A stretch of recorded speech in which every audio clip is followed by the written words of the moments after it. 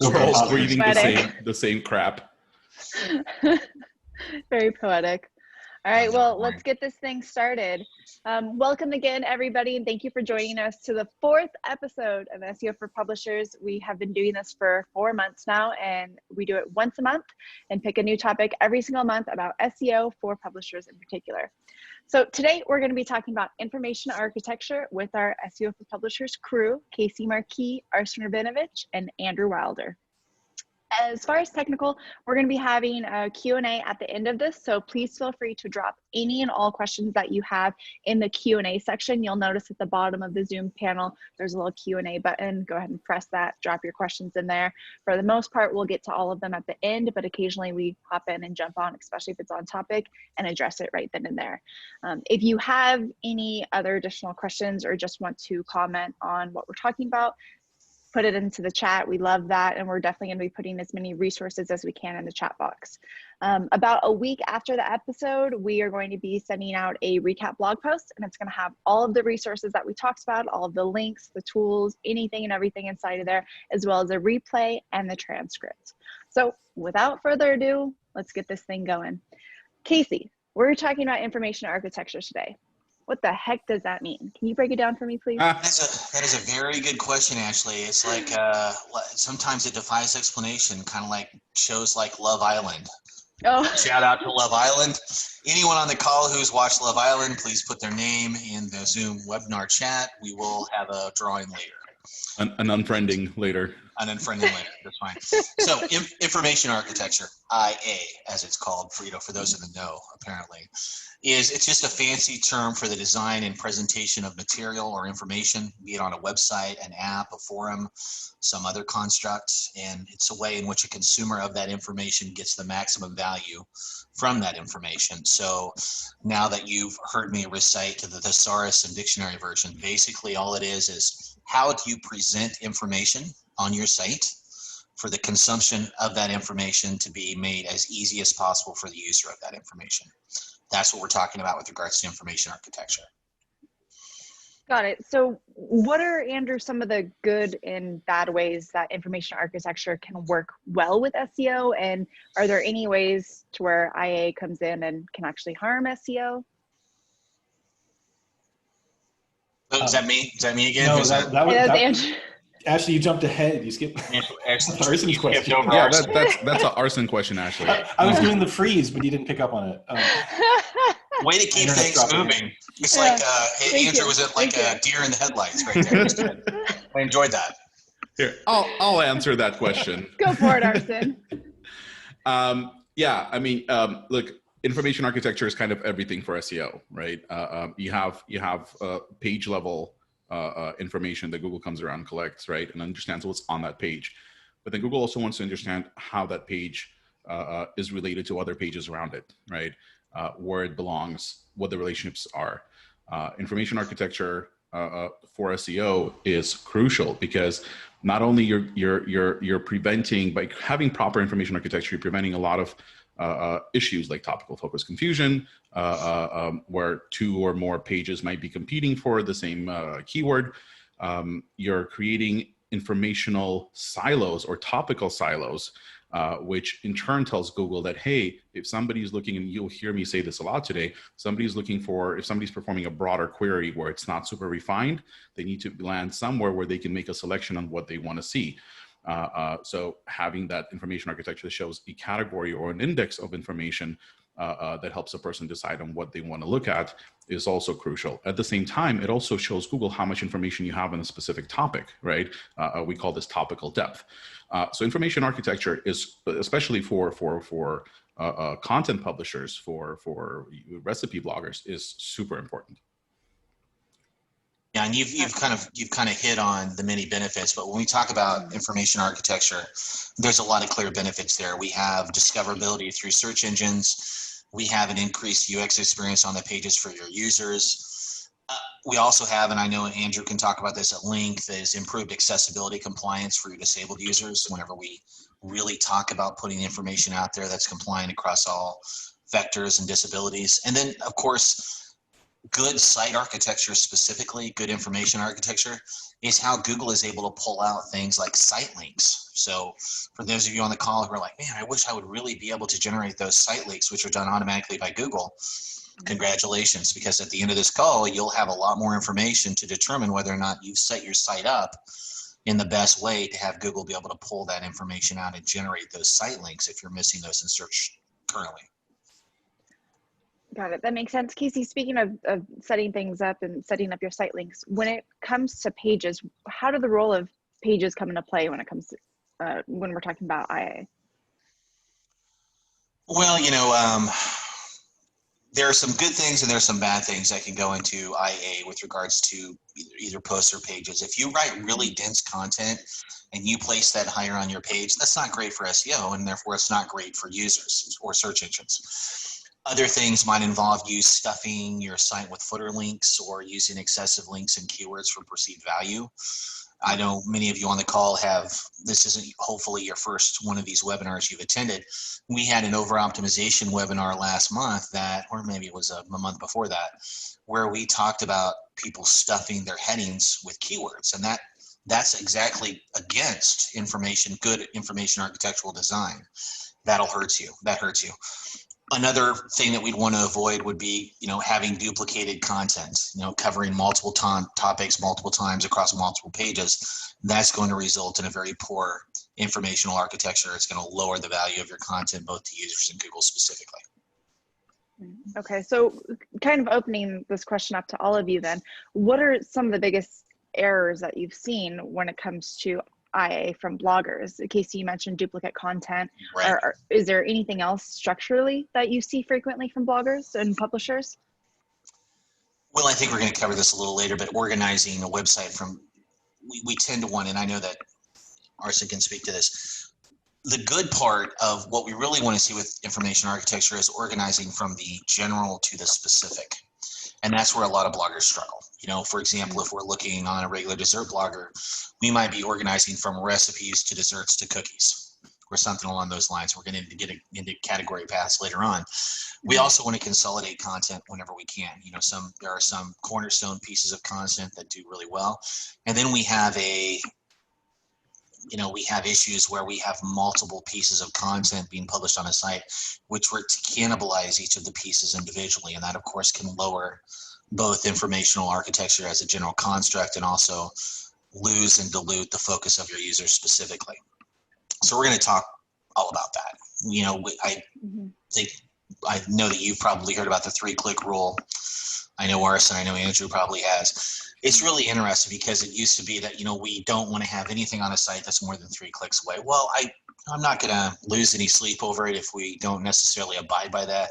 But for most beginner bloggers, and for many of you on the call specifically, that's a good guide to use when we're talking about information architecture, making sure that we've got everything as close to the surface, specifically your homepage of your site as we can, whenever we can. Yeah, it's super. So the 3-click rule, not a North Star rule by any means. But it does help with prioritization of content, right? And how things are organized. And we'll keep coming back to this, right? It helps search engines and users decide how to interact with your website, where to start and where to end their journey, right? And they should be able to, information, breadcrumbs, everything is included in this, right? They should be able to navigate their way back. One of the biggest issues that we see constantly, and I think we also see this when we do content audits, is heavily relying on roundup posts because your categories are not properly set up. And that in the long run prevents those posts from staying evergreen, right? If you're properly optimizing categories, a lot of times, not 100% of the time, but a lot of times you can get away with just properly structured category, properly written title, and avoid creating those roundup posts just for the sake of ranking for those specific keywords. So it sounds like organization is a huge benefit of categories and tags, but Andrew, what else can categories and tags do for a blog? So they can basically help your users find your content. And to take a quick step back, so categories and tags in WordPress parlance, they're a type of taxonomy. So it's, just like we had, who was it that categorized all the animals? Was it Linus? Taxonomy, organizing all the animals in the world, right? It's the same thing. You're organizing all of your content. So when you think about it in terms of your content goes into different buckets of categories or different sections, when you start thinking about it that way and how you want to go from more generic or more general to more specific, you start to have this sort of mental map of where the content lives on your site and how somebody might find it. And so when you write a blog post and you put it in a category, WordPress automatically creates a category archive page. So then there's going to be a page that's automatically generated that will list or show all of the posts in that category, right? So that's your taxonomy archive page. And I know Casey and the rest of us have talked about this a lot. You want to build those pages and have good introductory content so the page itself, the category page, is useful to visitors. So if you've got a page on cookies, then you write about cookies, you put a few links to your best cookie recipes at the top to help guide the user experience. So then that category archive page can become a landing page. So if somebody searches Andrew's best cookies, it's not going to find one chocolate chip cookie, it's going to find my page of all my cookies, right? And then from there, they know they can fine tune and be one click away or 2 clicks away from the more specific content. And is there a specific metric that comes with categories and tags, Arsen, when you're trying to figure out which categories and tags are the most useful? Like, you can tell if a blog post did great by looking at the traffic and looking at the bounce rate and literally looking at the metrics. But when it comes to categories and tags, how do you really know what's working and what's not? So, what we do internally, and this is something that we do on the Top Hat Rank side, the entire team's been trained on this, is we closely relate all of our research to keyword research, right? And your categories. So your categories can be just organizational categories, right? You can put things into specific topics, and that's great. Like, you can put, again, all of your potato soup recipes into your potato soup category, right? If you have enough potato soup recipes. If you don't have, you put them just in your soup recipes, right? But are you ever going to, well, not say ever, but how soon are you going to rank just for the broad term soup categories, right? That's a pretty difficult query or a keyword to rank for, right? You got to be a pretty authoritative blogger to be able to rank that, right? So why not look at it from a standpoint of how is my audience searching for my recipes, right? So if I am, and we have a question here or a comment, like somebody's talking about, like, by carb count, right? Please feel free to answer this later, blah, blah, blah, Feast plugin. So is this wrong? How do I organize this? Just leave out by carb count as a category, right? So if you're trying to appeal to someone and you have a lot of content on this particular topic and you're trying to appeal to someone who would search for keto breakfast recipes under 5 carbs, right? Pretty broad. Well, not broad, but specific, but you can have multiple recipes for that, right? So I would structure my categories to be, or my taxonomies. Let's not just say categories, right? Because you can use tags as taxonomies also if you choose to. I would structure my taxonomies to be keto breakfast under 5 grams, right?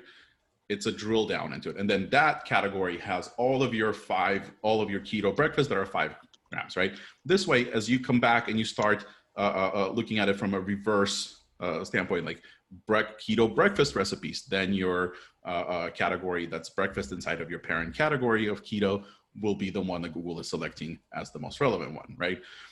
So looking at, and we call this query syntax, right?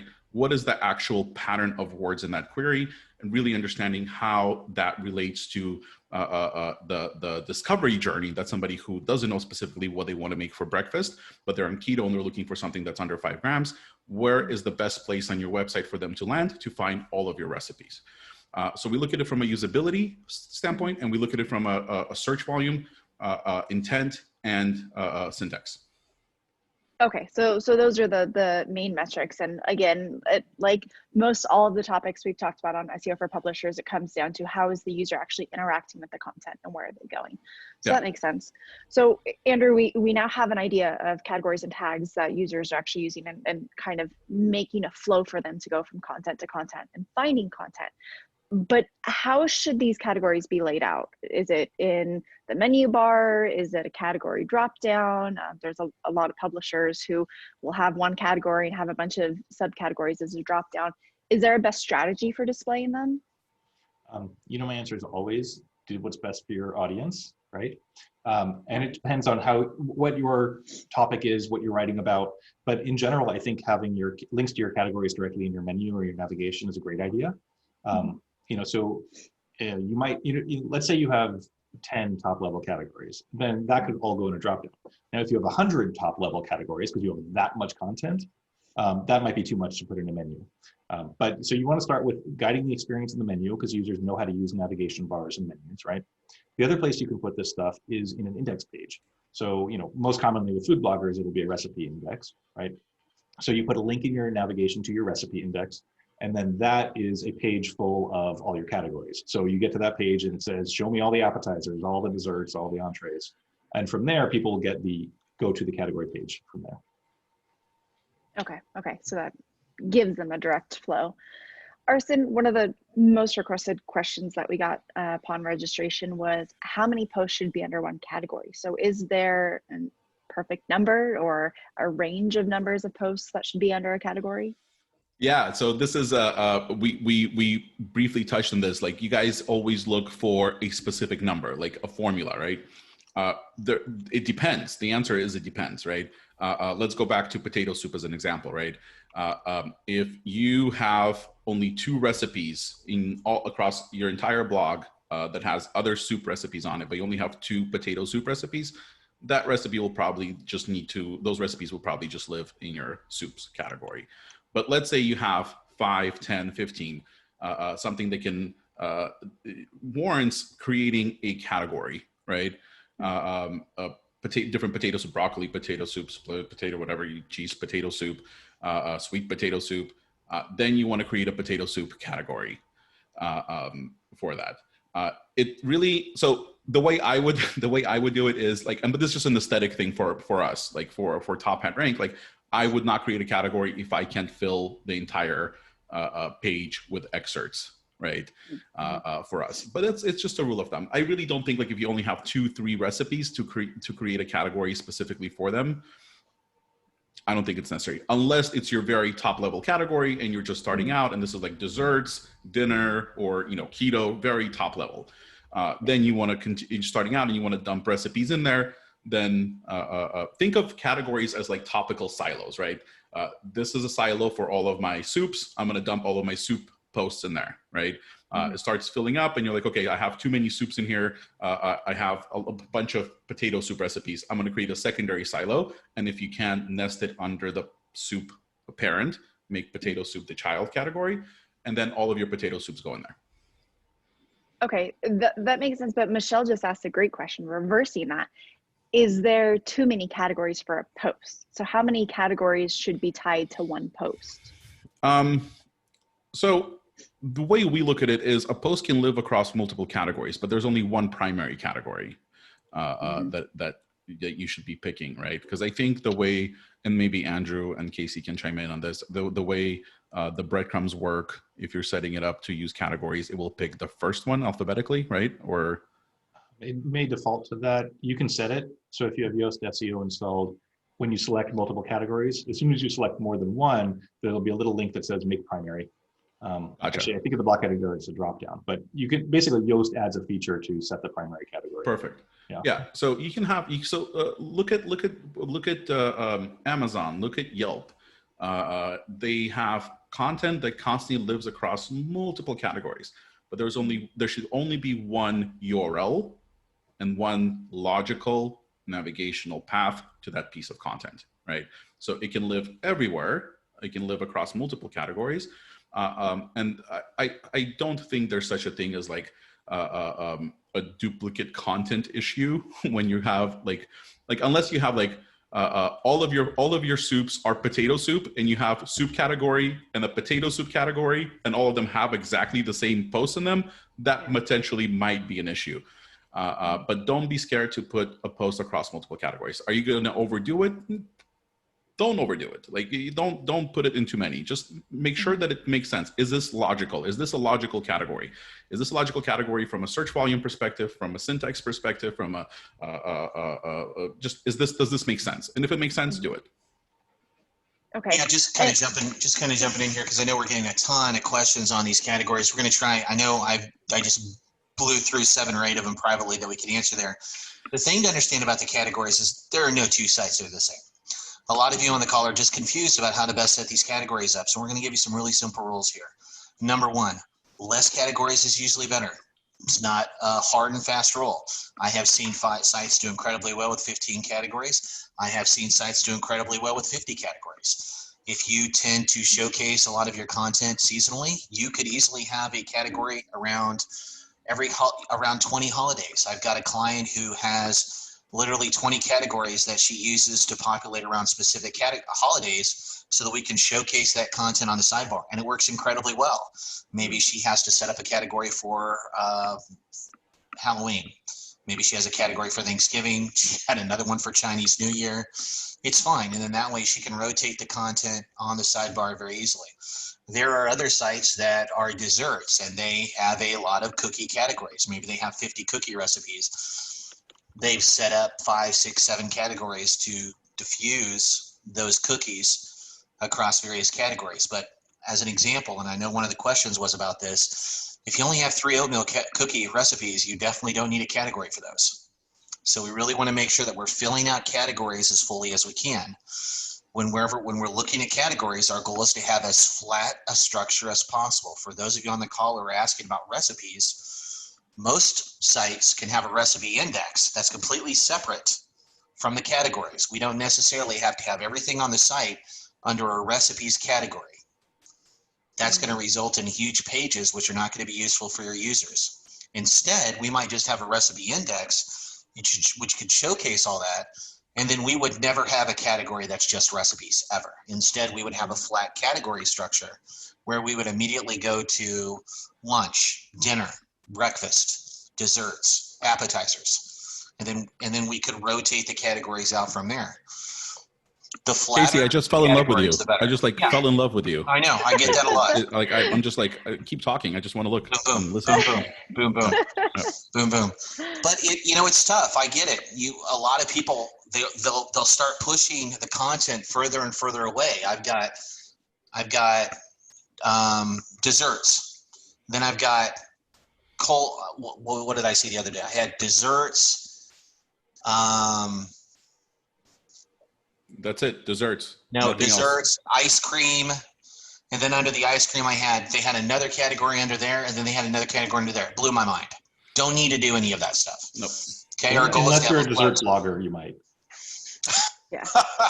So we do this a lot. So flat architecture used to all the SEOs back in the day were like, oh my God, this is the worst thing you can possibly. No, this is actually great. I can have all of my recipes live in whatever silo I want, as long as it's always in the same silo. You can have it live in your root, you can have it live in /blog, whatever you want, right? And then you're utilizing breadcrumbs to create that nesting and relationship between your asset, your recipe, and the parent and the child categories. From a technical perspective, it might be a little bit difficult to do parent and child categories, but if you can, and then you decide, hey, I really don't like these categories. I want to put this post into a different category. Guess what? You don't have to create redirects. You just change the breadcrumbs. You just change the categories. All you do is go into the post. For those of you on the call who are asking questions like how many categories should I tag a post in, there's no wrong number there. If you have a post that's good in lunch, dinner, appetizers, desserts, okay, fantastic. Hang on. Fantastic. So there is such thing as too much. We did an audit where well, hang on. We did an audit. We did a few audits where there were more category URLs on the website than actual assets, than actual recipes, right? That's never a good thing. That's really bad. So try to keep it to where it makes sense and there's search volume. Don't make up categories just because you want to, or you think it's. And again, though, but I think we answered that previously. Yeah. That gets into you shouldn't have the category to begin with if you don't have, we're not going to give you a predominant number, but hey, Skylar's done a relatively good job with his category resource that he's done, and I applaud him for that. And he will update that based upon some feedback today. But he says something around 15, 20 recipes. That's a valid category. I believe that's a good number to look at. I don't see any reason why if you don't have 15 recipes for a specific category, you probably don't need that category yet. Okay. So let's go back to think about your archive pages, right? So when somebody lands on your desserts page, if there's 100 posts in that one category, then they're going to have to step through page after page after page trying to find something and it's going to be this mishmash of ice cream and chocolate cake and whatever, right? And that might be fine. Or on the flip side, if you go too granular with your categories and you do break it down to ice cream, but you only have 2 posts about ice cream, then somebody lands on that page and there's only 2 posts there or 1 post. That's not a good user experience either, right? So you want to find that balance based on how much content you have and then kind of break it up. So the 15 to 20 to maybe 30 posts per category makes it usable for everybody, and then it keeps a consistent structure throughout that way. And again, I just want to say that's a minimum. That's not a maximum, Andrew, at all. Yeah. I don't believe that you could have a recipe, a category with 50 posts, big deal. As long as the pagination is correct and it should be set up automatically and working fine, it's not going to really be a big deal. Okay. We want to make sure that we want to have less categories filled out with more information is usually what we would like to do. But I think where bloggers get confused is like, oh my God, I've made a mistake and I want to delete this category. Well, don't worry too much about deleting categories. I will tell you the correct way to delete a category. Please take notes. You're going to go in and you're going to unlink preferably everything that's in that category, and then you're going to delete an empty category. That's usually the best way to go. For those of you on the call, you can download a plugin called Limit Modified Date. As a matter of fact, I'm going to have Andrew do it. Can you just paste that over for me? Paste the plugin over. This is a Limit Modified Date plugin that all this does is allow you to go in and make small changes on your post without having to update the modified date. Now, this doesn't ensure that the post isn't going to get recrawled or anything like that, but it does greatly increase the chances that we can make small changes to a page and not have to worry about needless refreshes. So if you're going to have to reorganize your category pages, the best option is to make a list of the recipes that you want to get out of that category.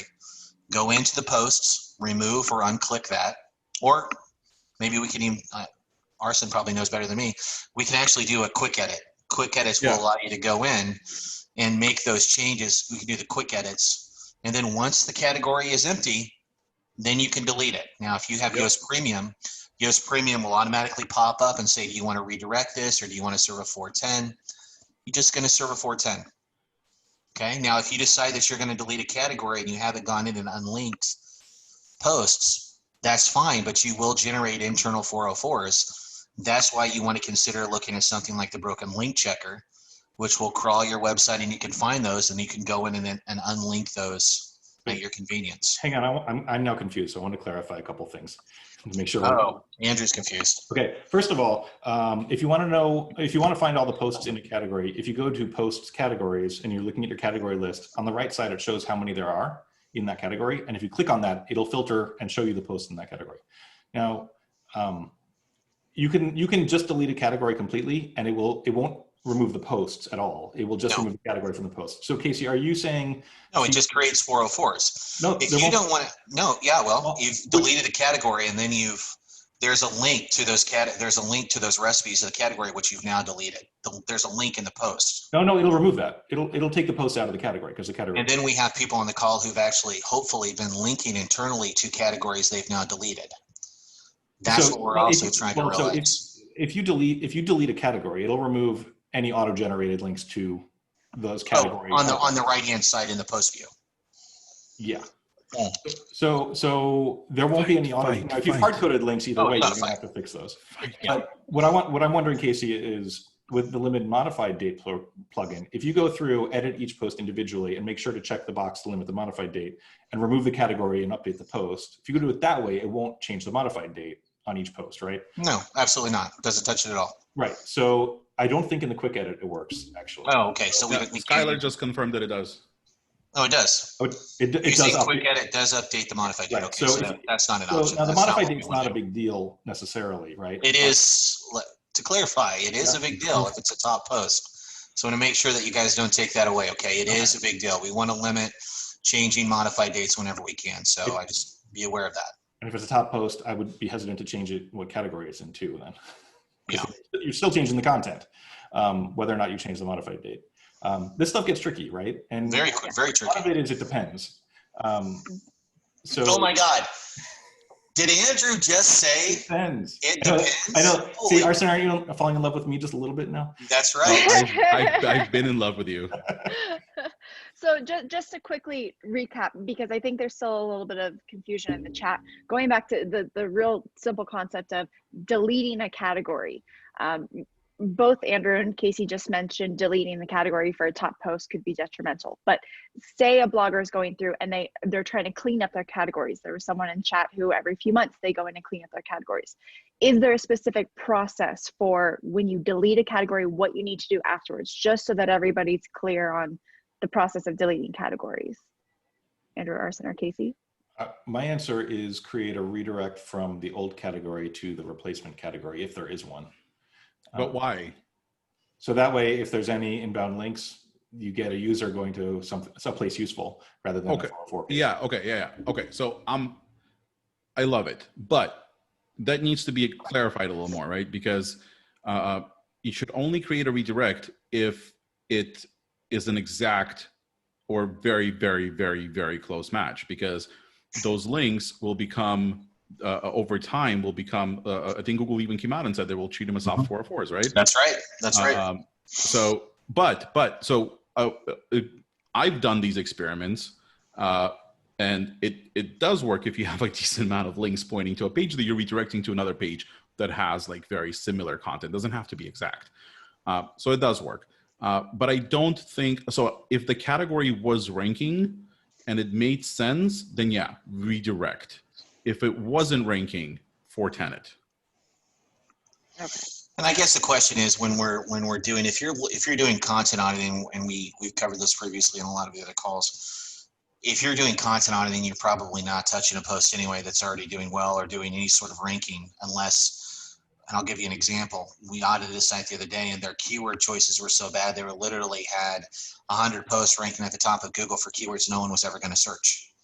Yeah. And the problem with that is that, hey, we could leave them here and it'll just take up crawl budget and they'll never generate traffic for you. Or maybe we can just go ahead and delete these. We'll find a better keyword. Maybe we can repurpose the post to another keyword. We would consider all that first.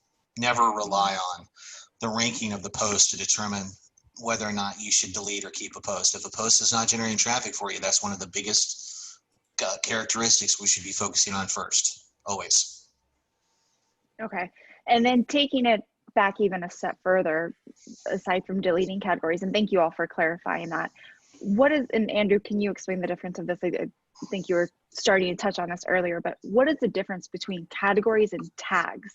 And that may help some of the people in the chat with figuring out how many categories they should have versus maybe a tag could be used instead. Sure. So they work very similarly, actually, from a technical perspective. The only functional difference is that categories can be nested and have a parent-child relationship. So tags are flat no matter what. You have a tag, you can't have a sub-tag. But with a category, you can have a subcategory. And WordPress understands this relationship, which is actually one little tidbit. I often see people putting a post in a parent category and a child category. So if they have a desserts category and a cookies category, they'll check both boxes. You actually only need to put it in the primary category of the subcategory. WordPress knows it's a subcategory, so it'll show in the main archive as well. So I know Casey hates tags, but and the reason Casey hates tags, Even on my shirts, I take them off, I throw them out. cut them all out. And the reason is because wrong. No, people use tags like horribly, and everybody who started a blog has done this wrong, because it doesn't come with a manual of like, here's the ideal way to do tags, and you don't necessarily know what you're going to do when you start writing content, when you're starting from scratch. And so what people often do is they'll like they'll write a recipe and they'll add a tag for like every ingredient in the recipe, right? And so you end up with hundreds and hundreds of tags. And, and if you go to post tags, you'll see the list of all your tags, and you'll see like one post in each tag, or with each tag, right? And what that's doing is it's causing WordPress to create an archive page for every single tag, which is going to waste crawl budget, and it's just creating noise. And so for most people, what we're telling people is just delete all your tags, get rid of them, because that cuts down so much of that mess. Tags can be used, like if you're very deliberate about them and have a specific reason to use them, then they're great. They're a really cool tool. So they're not evil. It's just easy to use them wrong. I just fell in love with you also for saying crawl budget and yeah, exactly. That was so hot. Yeah. Andrew's our own Love Island contestant today. Hey, right. The thing to understand about the tags and categories, folks, is that I love to see the expression on the face of an audit client when we're live on the call and we show them Search Console. We take them to Search Console and I'm like, boy, you have a lot of tags. How much traffic do you think these tag pages are generating for you? And there'll be 300 tag pages and not one of them will have a click. Okay, that's Google telling you that's not a quality nomenclature. It's not, those pages are not quality results. We don't need to take up our limited authority filling those out. Now, on that note, there are plenty of cases, and I know several of you on the call have tag pages that are doing very well. So what do? Well, we make a list of those tag pages that are doing very well, and then we go in and selectively re-index those tag pages, but we don't leave 800 tag pages open just because we've got 11 tag pages that are generating traffic. And that's the difference. Okay. Now, getting back into organizing the content, Arsen, should I organize recipes by meal, diet type? I know we talked a little bit earlier on if you're a dessert blogger, then break out all the different desserts. But what if I want to organize them by meal and diet type to make it really easy to understand? Is there a specific way to go about doing that if the words are similar? So I would look at it again. I'm going to go back to query syntax, right? I would look at how my user searches, right? Keto breakfast recipes, right? Keto breakfast recipes under 5 grams, right? Then keto would be my parent, breakfast would be the child, and then inside of keto I would have breakfast, lunch, and dinner, right? And then under some other diet type you would have breakfast, lunch, and dinner, or whatever have you. Or, a lot of times with e-commerce, which is the biggest F up that we always see with e-commerce, is you're automatically creating categories every time they put up products. So the best thing to do is to look at how many assets you have in each one, right? So are you covering more breakfast recipes than specifically just keto recipes? Then maybe it's better to organize breakfast being the parent, and then the diet types being the children. So you can look at it from that perspective. But for us internally, search volumes, query syntax, the pattern of words, and the intent, right? Like what is Google actually showing, right? Because if you search potato soup broad as just a query, the results right now, today, it changes frequently, but results are specific recipes for a potato soup. It's not a category result. It's not category pages, and it's not roundups. It's not like 10 best potato soup recipes, right? It's specific recipes. So you look at the query, you look at how Google is treating that query, right? How Google is responding to it, what kind of content type is positioned there. And then you organize your categories based on what is going to work for you the best for the user. And again, that syntax, keep that in mind. Okay. And Casey, what about orphan content? How and where do we fix orphan content, and where does orphan content fit in with IA? That's a good question. And orphan contents are like the castaway opponents on Love Island who have to go off the island to the other cabana and wait, maybe they get a call back. The orphan content is, again, for those of you on the call, it's content on your site that doesn't have any links from anything else. Now, usually there's 2 ways that we usually find orphan content. SEMrush has a built-in orphan content crawler on their software. I know a lot of you use it. That works well. The other one is Yoast Premium has a really cool built-in orphan content filter. The problem is it's currently buggy. Andrew can speak about this, but they're aware of the problem and they're currently looking to fix it. But it's too bad because, again, in my audits especially, I run it all the time so that I can actually show the clients very clearly a list of all the posts on the site that don't have links from any other posts, because the information architecture is so important with regards to internal linking that literally all we have to do is send a couple links into posts that don't have any links, and they will increase their traffic output. They will rise in the rankings. They will start doing better. So making sure that everything is interlinked is very important. It's something we really do want to focus on. Okay. And there was a previous question about breadcrumbs that came into the chat. There was some confusion on what breadcrumbs are. Arsen, can you break them down and when they're necessary, when to avoid them, kind of like how Casey just broke down orphan content? And Yeah, don't just say are the breadcrumbs are delicious. Because they are. They're not keto. Okay. So breadcrumbs, I'm sure you've seen them on top of posts. They're basically like literally breadcrumbs that tell you how to get back to where you came from, right? And that's originally what they were designed for you to not get lost and be able to navigate back to where you started your journey from. But most of the time when you perform a search, Google is not going to land you on the homepage of a website. It's going to land you on a specific resource, right? And then you should be able, by using the breadcrumbs, work your way back to like, oh, this is not specifically what I'm looking for. Maybe they have other information on the site. So you would click on the previous link in there. Breadcrumbs are marked up with schema. And when they're marked up with schema, Google will show the breadcrumb nesting instead of your URL, the address for the page in the search result. So breadcrumbs serve multiple purposes. And I think Yoast out of the box, right? Yoast allows you to just with one click install breadcrumbs, right? You don't need to put like the get breadcrumb thing into your header anymore, right? No, I think you still do. Many themes will support it. So like it will work with Genesis out of the box. So if you're using Feast themes, it'll work. Yeah, perfect. Okay. So, Yoast will bring them in there.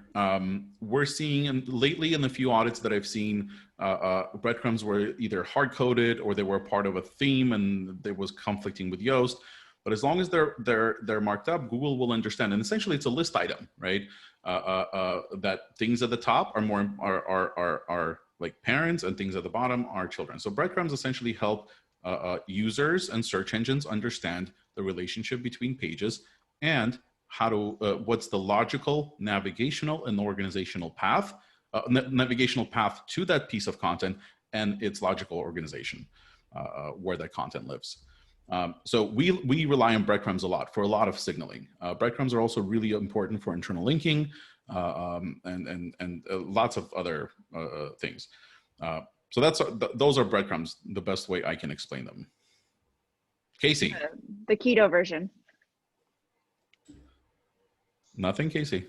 I just want to say that breadcrumbs are delicious. Okay. And the only other thing that I want to say is that you do not need to have breadcrumbs multiple places on a page. I ran into an audit this morning and I don't know what the developer was thinking, but breadcrumbs, we don't need breadcrumbs on the top or bottom. And I know what Arsen's going to say. He's going to say it's fine. He's wrong. And the reason No. You shouldn't have two sets of breadcrumbs, but you on the page. But you can have two sets of breadcrumbs, right? You can have two sets of breadcrumbs on the specific page. If a page logically belongs across two different organizational paths, you can include a secondary one. It's not something out of the box, and I probably shouldn't even be talking about it. No, you shouldn't be talking about it. Never mind, forget it. Because again, that would be, we want to make things as simple as possible for you on the call. Is there any reason for any of you on the call to have two sets of breadcrumbs on a page? No, absolutely not. Don't worry about it. Okay, forget it. Forget I said anything. Breadcrumbs at the top, because that's where users expect to see them. Never at the bottom. They'll navigate. Never at the bottom of the page. Falling out of love with Arsen. Oh. Too complicated and technical. Right. You'd be the big spoon. I'm the big spoon. Okay, so forget it. Forget it. I'm just gonna sit here quietly. Speaking of Big Spoon, Casey. Oh, whoa. We had someone who asked me that she was shocked that Casey knows what Love Island is. Kylie. Oh, yeah. Kylie, I have been forced to watch Love Island for the last couple of weeks with the missus. It's fine. It's all good. I can't understand what the heck is going on, though. What is Carrington even thinking, right? What am I even talking about? Isn't that crazy? So you can text me, girlfriend. We can talk about it later. It's all good. Actually, sorry, before you go on to the next question, there's a really awesome question from Skylar in the Q&A, if we can make sure that we cover that also. Perfect. Let's jump into it right now. Okay. Let's pull it up, which thank you, everybody. You guys are fantastic for putting all these questions in the Q&A. We're going to try and get through as many of them as we can. But Arson, I think you're referring to this one. The breadcrumbs and categories, yep. Yep. Should category pages have breadcrumbs that lead back to the home page, recipe index, and should bloggers not bother with using breadcrumbs on categories at all? So I'm going to say that I want to see I want to see a complete path, right? I want to be able to, and I always do this during our 30-minute consultations, right? I say, I want to start at your recipe index page, and I want to be able to navigate my way without using your navigation, navigate my way to this particular post, right? And then work my way backwards using breadcrumbs to make sure that I can do that. So if I click on, if I'm in your potato soup recipe, and your breadcrumbs backwards are nested like potato soups, right? All of your potato soups is the category, and that lives in the soups category. So if I click on potato soups, can I then click and get back to that post, right? So that works. If I'm in soups, can I click anywhere on that page without using navigation or filters to get to all of the potato soups on your website? And if I can do that, that makes sense. If I'm on the recipe index and I click, if I'm on the recipe index, can I actually get to your potatoes, to your soup category, which is the parent for all of your other, for your potato soup category, and then your potato soup recipes, right? So if I can do that and backwards and forward, then that means that this is a logical navigational and organizational path. If you don't have breadcrumbs on your category pages, it kind of, for me at least, and Andrew and Casey might look at it differently, it does not complete the path. So yeah, we recommend as a part of our audits that you do include breadcrumbs to show the proper organization and relationships between categories, the category parents and category children. That's my story. That's a great story. Typing all of that through to answer your question, Skylar. Thanks for that great question. Yep, the end. All right, heading over to you, Big Spoon. So Brianne had a question that she entered when she registered, which you all have the opportunity to ask a question when you register for any of these episodes. She asked about roundup posts. So how do you decide when to do a roundup post versus a static landing page versus optimizing a category page? Casey, do you have any recommendations there? You know, there was a couple questions on this. Roundups are still honestly the main mechanism by which bloggers build links to each other, hands down. I still see it all the time. If you want to put together a quality roundup and you're committed to promoting that roundup, and maybe you're networking with a couple other bloggers to push that roundup out, and the roundup is a quality roundup with an actual introduction and an actual maybe item list schema in it, and maybe a conclusion, and maybe, you know, you're putting some effort into it, should always be its own post or page. The categories are completely different. They're static. They're resources that we're going to continue to add content to on a regular basis. We've optimized them. Category pages are the windows in the house that is our blog. There are optimized landing pages. They're not like roundup pages. Roundups have a time decay factor. Roundups are only going to be relevant for a certain period of time. They're going to do okay for about a month, 2 months, and then they're going to be completely dead. Then you may have to go back and revisit them. For example, if you do a game day roundup every year, you should refresh that game day roundup every year. But I don't necessarily see that there's a lot of comparison between them on a site. Okay. Listen, there's roundups that work. We have clients who do these like subscription boxes and every post is a roundup, right? 10 subscription boxes for sustainable living, right? 20 subscription boxes for kids, right? Every post is a roundup. And if that is your style of writing and this is what you do, then yeah, continue doing it. Don't just avoid roundups because we feel that some bloggers are using them as a crutch when they're not optimizing their categories correctly, right? So don't do it. But if you are looking at a roundup from an evergreen perspective and saying, okay, so for this particular query, all of the results in Google are category pages that or list item pages. I don't have one. I'm going to create a roundup that shows all of the posts in my inventory that are on the topic of potato soup. Then you will probably get a better ROI in the long term of optimizing a category page for that than a roundup post, because a roundup post, just like Casey says, has very short time decay. Okay. Going back into definitions, a lot of IA is big words, big topics broken down because it's the organization of your content. So Arsen, when it comes to topical silos, what does that actually mean and where is it relevant with IA? Yeah, and we talked about this already. So right, so topical silo. Every single category on your page is on your website, on your blog is a silo, right? And then you're just basically filling those silos with content, right? And just the way the word is silo, right? This is where you're putting all of your content. So you definitely want to make sure that the silos are relevant, they make sense, and they're optimized properly. You want to have so one of the things that we see work very well, and I don't know if it's a part of Skylar's team, I do see it a lot with the audits that we do there, where you're linking out not only to on the category page, you're not only linking out to your assets, to your recipes, but you're also linking out laterally to other categories, right? Because that's also a discovery mechanism for people who might land there, like on your desserts page, and they're like, oh, like Andrew said, I have to scroll through like 20 paginated pages to find that specific dessert. No, you don't. Here are my bars and cookies. Here's ice cream. Here's cakes. Here's chocolate chip cookie, all of the chocolate chip cookie recipes. So when we start doing that, we actually start seeing a blossoming effect on the website. So your category page should, your topical site, your silo or your category page should not only contain links to assets, to the posts, it should also link out to other categories laterally and subcategories within that silo. Go ahead, Andrew.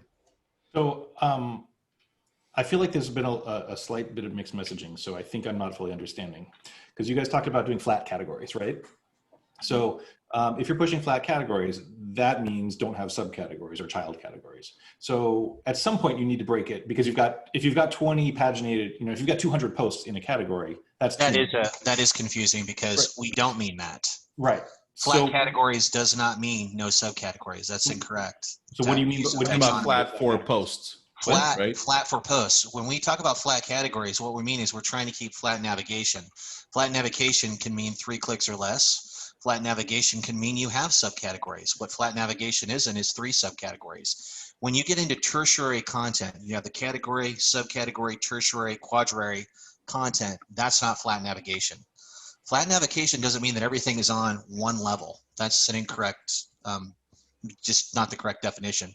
Flat navigation means that you've done what you can to minimize clicks across the whole sphere. So by flat navigation, we're meaning that we're limiting depth. In most cases, for those on the call, if you want to have the flattest navigation you can, everything would just be a primary category. I could tell you, I think I can count on one hand when I've seen that. So if those are on the call and you're worried that, oh my God, I have a subcategory, don't worry about it. What we're worried about is tertiary, quaternary categories, where you literally have dinner, beef, hamburgers, and then we've got maybe another category below that. I mean, and it's crazy how that works, but we don't want to do that. We don't want to be as introspective on that as we can. But when we're talking about flat category structure, we're talking about reducing click depth, not necessarily that everything just needs to be on the same level. Sorry. So no, that's good. I'm so glad I asked that. Provides a little bit. So thank you, Andrew, for answering that. I think that's really, really key. And then so if you take that and go, okay, we want 20 to 50 posts, let's say. Sure. in a category. Once you're getting more than that, it's not useful to have them all in there. So that's when you do want to add a child category or add another subcategory at the same level if it makes sense to split it that way, right?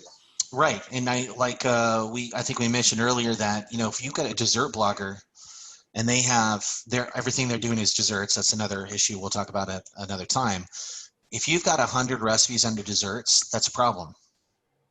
That's a problem. And we need to look at maybe splitting that categories off to something else. And maybe we, instead of having a dessert category, or maybe we look at changing the primary category to, maybe we name that category to something else, and then we start doing other categories. I mean, again, it just boils down to user experience, right? It really does. Are you making it easy for the person to find what they're looking for, right? Mm-hmm. And again, it's all working your way backwards and looking at it from, like, if I don't know what I'm looking for, I'm going to search for a broad term. I'm going to land. Okay. So this is a recent example, and actually disappeared. So we're just going to go without a host. We're on our own, guys. So if you search for bicycles for kids, Google will interpret that as intent to buy. So all of the results on that page are going to be product pages, right? When you search for best bicycle for kids, all the results are going to be informational, educational lists or roundups on best bikes, because Google is assuming that I'm trying to learn something, right? And then when I land on that page, so I search for best bikes for kids, I land on the page and I look at a list of all the best bikes. And sometimes that's a category page or a roundup post. And then from there, am I able to make a decision based on information that's provided for me there? And then can I click into that specific bike and get more information on it, right? That's amazing user experience. So Google kind of sets you up, right? Google tries to understand what's the intent behind the query, and then what kind of results am I going to show this person in order to satisfy not only that query syntax, but also that intent. So yeah, absolutely. It's all about user experience. Where do you want to put this person for them to be able to actually engage with your website? And you know what? It's exactly 3 o'clock right now, and that seems like a perfect spot to wrap it up. Yeah, you guys. I know we're trying to get through all these questions here. I know we've got 22 questions open. I think how it works is that anything that we don't answer, I think we answer and then we just publish on. Yeah, so we will take, so what happens is we get all of this info, and then Casey, Andrew, and I answer. We'll go in and we'll answer all this for you. And then we publish that, and Ashley sends it out as an email for all of you. Mm-hmm. So we'll make sure if you've submitted a question, you will receive an answer to it. It'll probably just be published on the page. So for those of you who aren't familiar, this is your first webinar with us. First of all, thank you for not washing your hair or doing anything else of any importance and listening to us for the last hour, because I know there's a lot of other options. But we will publish this. This will be live probably early next week. We'll publish the whole transcript. We'll publish the video replay, and then we'll have this broken down so you can see answers to all these questions. And Ashley's gone, but I believe we're going to do another one of these the following month. Maybe we'll do one on trashy reality sitcoms. That'd be great. We'll spend an hour talking about, Love Island, maybe Big Brother. We'll see how it goes. You could categorize all of your favorite reality shows, Casey. Right. But yeah, we'll do it all. And I wish you guys the very best. Exactly. Yes. Thanks, everyone. Really appreciate everyone coming and listening to us talk at you. Take it easy, everyone. Bye-bye. Bye.